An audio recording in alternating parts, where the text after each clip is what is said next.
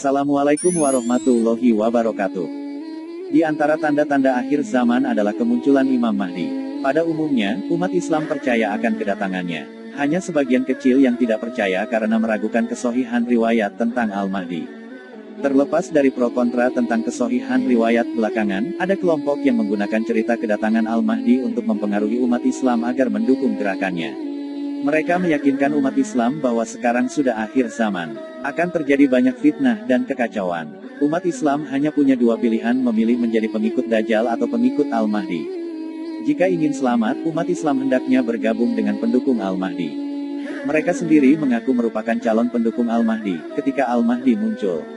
Untuk menyambut kedatangan Al-Mahdi, mereka menyusun kekuatan bersenjata agar ketika Al-Mahdi datang, mereka siap menjadi pendukung yang kuat.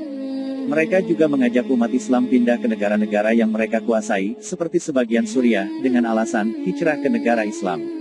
Menurut mereka, hanya di sana keselamatan pada akhir zaman. Di sana Al-Mahdi akan turun memimpin dunia. Lalu seperti apa sebenarnya cerita tentang Al-Mahdi? Sebelum kita simak videonya sampai selesai, luangkan waktu sejenak untuk silahkan tekan tombol subscribe dan lonceng supaya selalu mendapatkan notifikasi video berikutnya dari kami. Keterangan datangnya Imam Mahdi bersumber dari hadis-hadis Nabi Muhammad Shallallahu Alaihi Wasallam.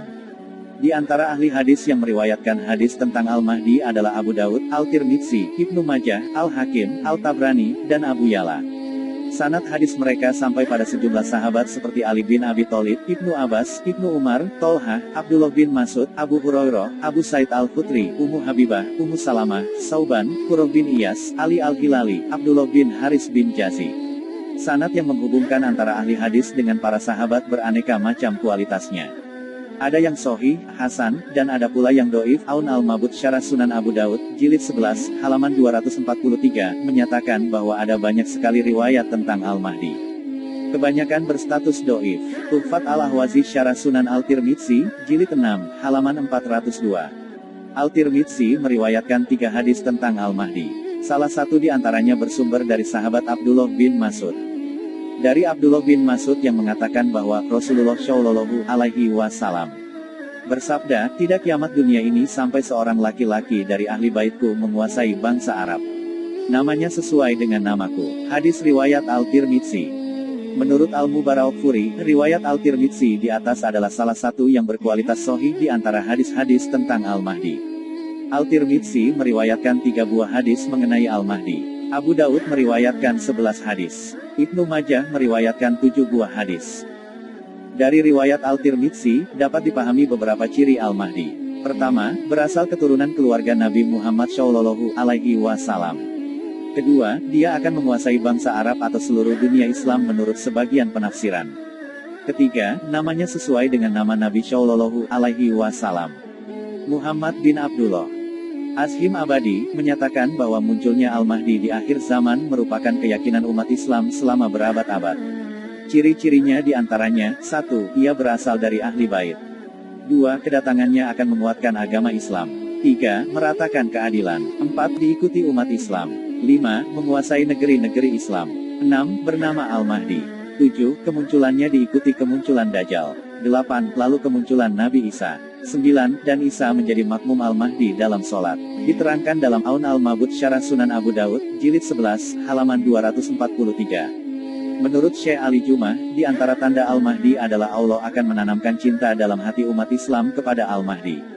Ini adalah ciri yang penting untuk mengidentifikasi Al-Mahdi. Karena, telah banyak kelompok yang mengaku sebagai gerakan Al-Mahdi. Mereka meyakini pemimpinnya adalah Al-Mahdi. Padahal, mereka hanya membaca sebagian tanda-tanda Al-Mahdi. Tanda terakhir, yaitu dicintai oleh seluruh umat Islam, tidak terpenuhi. Al-Suyuti mencatat bahwa dalam sejarah umat Islam, terdapat banyak kelompok yang mengklaim sebagai gerakan Al-Mahdi. Menurutnya, semua itu bentuk kebohongan belaka karena ketika diukur berdasarkan kriteria-kriteria di atas, selalu ada yang kurang alias tidak cocok. Kelompok-kelompok tukang klaim tersebut mempermainkan dalil-dalil agama seperti anak-anak memainkan mainannya. Mereka berusaha mencocok-cocokkan ciri-ciri pemimpin serta kelompoknya dengan Al-Mahdi dan pendukungnya.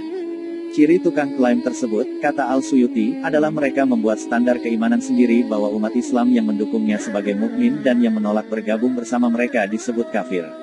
Ciri lainnya, mereka berani membunuh para ulama. Al-Suyuti, Syarah Sunan Ibnu Majah, Jilid 1, halaman 300. Lalu, bagaimana sikap kita terhadap isu Al-Mahdi? Para ahli hadis menyepakati adanya hadis-hadis tentang Al-Mahdi. Sebagian di antaranya sahih, hasan, doif dan ada pula yang maudhu. Sekalipun kedatangan Al-Mahdi dapat diterima berdasarkan hadis-hadis Rasulullah Shallallahu Alaihi Wasallam, kita tidak dapat memastikan kapan Al-Mahdi akan muncul.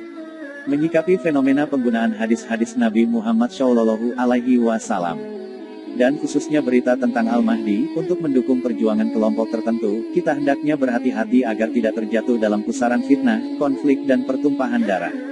Rasulullah Shallallahu Alaihi Wasallam mewasiatkan ketika menghadapi masa-masa fitnah, umat Islam hendaknya menjaga diri agar tidak terlibat di dalamnya. Semua ini hanya Allah dan Rasul-Nya yang tahu.